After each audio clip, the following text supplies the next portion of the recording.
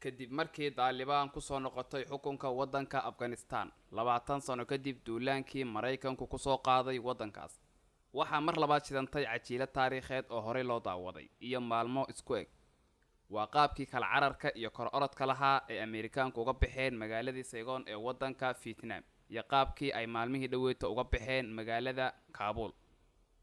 Warbaahinta caalamka gaar ahaan tan Mareykanka waxaa qabsaday qoraallo ciwaan looga dhigay guuldarro iyo fashil, halka dawladda Mareykanku ay difaac gashay iyadoo ku celcelinaysay maalmahan ereyada ah hadafkii aan ka lahayn Afghanistan waan gaarnay. Waxay adduunyadu isla aragtay mar walba oo dawladda Mareykanku ay ku duusho wadan dhisan deedna ay qabsato wadankaas dawladdii ka jirtayna ay burburiso isla iyaduna ay u dhisto dawlad kale oo maqarsaar ah, in dawladdaas maqarsaarka ah aysan awood yeelan weligeed oo aysan noqon dawlad isku filan oo dalka iyo dadkaba wax tarta. Iska daa in ay dawlad awood leh noqotay ugu dambeyn dawladdaas way burburtaa meeshana waa lagu kala cararaa. Wasiirka arrimaha dibadda Mareykanka Antony Blinken oo isku dayaya in uu ka jawaabo boqolaal su'aalood oo uusan u hayn wax jawaab ah oo macquul ah kuwaas oo ku saabsan fashilka Mareykanka ka soo gaaray Afghanistan ayaa yiri 20 sano ka hor ayaan aadnay Afghanistan si aan uga soo fulino hal shaqo oo muhiim noo ahayd, taas oo ahayd inaan toos ula dagaalanno dadkii na soo weeraray 11 Sebtembar 2001. waan ku guuleysanay arrintaas. Laakiin warkaas wasiirka arrimaha dibadda Mareykanka waxa beeniyay markii hal mar warbaahinta caalamku soo tabisay diyaarado helicopters ah kuwaas oo qabsaday hawada magaalada Kabul si ay uga daadgureeyaan safaaradii Mareykanka, diblomaasiyiintii Mareykanka ahaa iyo dadkii Ameerikaanka ahaa ee ku noolaa wadankaas. Isku dhexyaaca iyo kala cararkii ku dhacay Ameerikaankii Kabul joogay ee ay soo tabisay warbaahintu wax tafsiir ah oo maangal ah way ka bixin weyday dawladdii Mareykanku. Waxaa moodaa inay kado iyo lama filaan ku noqotay Mareykanka in Taliban ay Kabul soo dhex istaagaan maalin cad oo Ameerikaanku waxay qiyaasayeen in Taliban ay Kabul soo gali doonto 3 bilood kadib markaas oo ay si nabdoon ula baxeen dadkoodii oo dhan. Waxaa dib loo xasuustay Abriil 1975 markaas oo sidaan oo kale ay gacanta uga baxday magaalada Saigon ee wadanka Vietnam, halkaas oo Mareykanku duulaan ku qaaday deedna saan oo kale ayuu kala carar uga dhacay oo helicopters ayaa Ameerikaankii lagu daadgureeyay. arrinta Saigon cabbaar kadib ayaa faahfaahin doona iyada. سقطت العاصمة كابول بين أيدي حركة طالبان، واعترف الرئيس الأفغاني أشرف غني الذي فر تاركا السلطة بانتصار الحركة، مؤكدا أنه غادر البلاد لتجنيبها إراقة الدماء كما كتب على فيسبوك. أما على الصعيد الخارجي فقد حث رئيس الوزراء البريطاني ما أسماه بالدول الغربية على استخلاص الدروس من سيطرة طالبان على أفغانستان والاستعداد للتعامل مع المعطيات الجديدة التي يفرضها هذا الواقع. aan dib ugu noqonno Afghanistan. Sanadkii 2001 ayay Mareykanka iyo xulafadiisu waxay duulaan ku qaadeen Afghanistan kadib weeraradii lala beegsaday daarihii Mareykanka. Mareykanka iyo xulafadiisu Afghanistan waxay ku kharash gareeyeen lacag kor u dhaafaysa $2 trilyan oo dollar. Ma ahan milyan iyo bilyan, waa $2 trilyan. Waxa kaga dhintay kumanaan askari. Sidoo kale shacab badan ayaa la laayay, laakiin howlgalkaas ugu dambeyn fashil ayuu ku soo dhamaado oo waxba ma soo kordhin. Maxay tahay sababtuse? Sida ay aaminsan yihiin khubaro badan, fashilka iyo foolxumooyinka ka dhashay duulaanadii Mareykanku qaaday dawladaha kale waxaa ka mas'uul ah oo dhabarka u ridanaya generaalada, hogaamiyaasha Pentagonka iyo mas'uuliyiinta sirdoonka.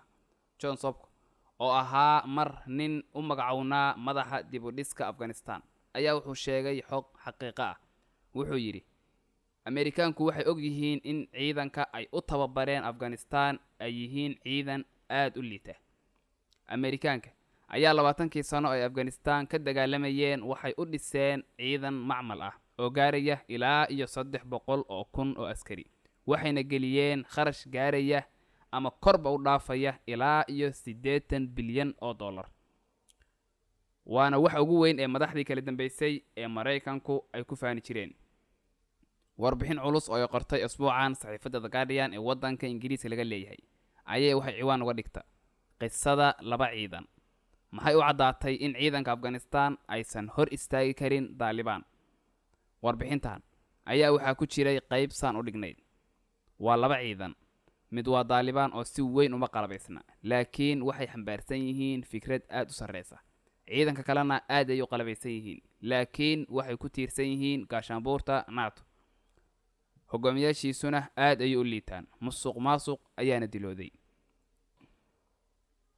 mas-uul hore oo ka tirsanaa wasaaradda gaashaandhigga Mareykanka ayaa waa dhaweeto wuxuu qoray buug uu ciwaan uga dhigay shaki la'aan waan ku guuldarraysanay dagaalkii Afghanistan.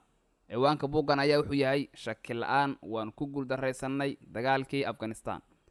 mas-uulkan ayaa buuggiisa wuxuu ku yidhi sababta ugu weyn ee Taliban u guulaysatay waa in ay la dagaalamaysay dowlado soo duulay, halka ciidanka Afghanistan ay iska iibiyeen oo ay hoosta ka galeen dowladihii soo duulay. qoraagan oo hadalkii sii wata ayaa yidhi waxaan aaminsaneen inaan jabin karno Taliban, laakiin arrintu saas way noqon weyde. Taliban markii ay muddo yar oo kooban ku qabsatay Afghanistan oo dhan, oo weliba ay gudaha u soo gashay caasimadii Kabul, waxaa meesha ka baxday dacaayadii ay Ameerikaanku fidinayeen muddada dheer, taasoo ahayd Taliban wax taageero ah kuma dhex leh shacabka Afghanistan.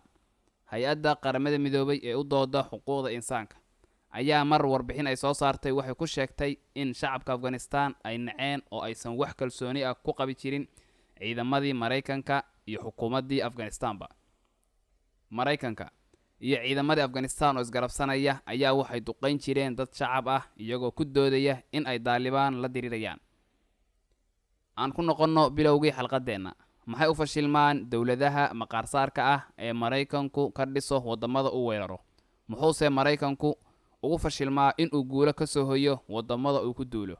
bal aan wax yar taariikhda dib ugu noqonno. Mareykanku wuxuu muddo hadda laga joogo nus qarni ka badan galay dagaalkii sokeeye ee ka socday waddanka Vietnam, isaga oo la saftay markaas garabkii koonfureed. danta u galay dagaalkaana waxay ahayd in garabkii waqooyi ee taageerada ka helayay midowga Sofiyeeti uusan wada qabsan Vietnam. dagaalkaas waxa uga dhintay Vietnam dad kor u dhaafaya 3 milyan iyo bar oo askar iyo shacabba isugu jira, halka Ameerikaanka ay uga dhinteen ilaa iyo 85,000 oo askari. 2,000 oo askarina waxa la waayay meel ay jaan iyo cirib dhigeen. waayahay maxay Ameerikaanku ka soo hoyeen dagaalkaas? jawaabta oo kooban waa waxba. Mareykanka waxaa lagu khasbay xilligaas inay ka baxaan Vietnam kadib markii Mareykanka gudihiisa aad loogu kala qaybsamay dagaalkaas oo khilaaf weyn uu dhex dhigay bulshadii Mareykanka. waqti yar kadib garabkii waqooyi waxay gacanta ku dhigeen magaaladii Saigon. Ameerikaankiina kala carar ayay bilaabeen oo waxay helicopters ku daadgureeyeen diblomaasiyiintoodii iyo dadkii Ameerikaanka ahaa ee waddankaas ku noolaa. waxaana dhacay isla wixii maalmahan ka dhacay Kabul. ugu dambeynna waddankii waxaa qabsaday garabkii hantiwadaagga ahaa, waana wixii ay Ameerikaanku islahaayeen ka hortaga. haddana mar kale wuxuu Mareykanku duulaan ku qaaday sanadkii 2003 waddanka Ciraaq, isagoo adduunyada u sheegay inay Ciraaq haysato hubka wax gumaada, taas oo markii dambe been noqotay. Mareykanku waxay meesha ka saareen madaxweynihii Ciraaq Saddam Hussein iyo dowladdiisiiba, iyagoo ku doodaya inay Ciraaq u dhisi doonaan dowlad dimuqraadi ah oo shacabku ay nolol wanaagsan ku noolaan doonaan. laakiin maxaa dhacay? Mareykanku markuu Ciraaq burburiyay waxaa halka ka dhashay in Iiraan ay gacanta ku dhigtay waddankii Ciraaq, waxaana la sameeyay dowlad taag daran oo daa'ifooyin is haysta iyo kala qaybsanaani ay calaamad u tahay. 20 sano wax ku dhawaayay Ciraaq waxay astaan u tahay in ay tahay dowlad faqri, shaqo la'aan, musuqmaasuq, hoog iyo halaag oo dhan ay saldhigteen. ugu dambeynna Mareykanku sanadkan aan ku jirno dhammaadkiisa ayuu ciidamadiisa ka wada saari doonaa waddanka Ciraaq, isagoo gabi ahaanba ku fashilmay inuu dhiso wixii ugu yeeray dowlad dimuqraadi ah. weydiin yar oo kooban daawade. ma laga yaabaa in Mareykanku wax ka barto casharadii Vietnam, Ciraaq iyo tan u dambeysay ee Afghanistan? mise duulaanadiisa oo ku hayo wadamada qaar ayuu sii wadi doonaa isagoo ku andacoonaya in dowlad dimuqraadi ah uu dhisi doono wadamadaas? تركيا التي أبدت في السنوات الأخيرة دبلوماسية نفوذ واسعة على عدة جبهات في المنطقة اعتبرت أن مسؤولية كبيرة تقع على باكستان لمنع أي تدهور للأوضاع في أفغانستان. Son dönemde çatışmaların yoğunlaştığı Afganistan'a barış ve istikrarın gelmesi konusunda da Pakistan'a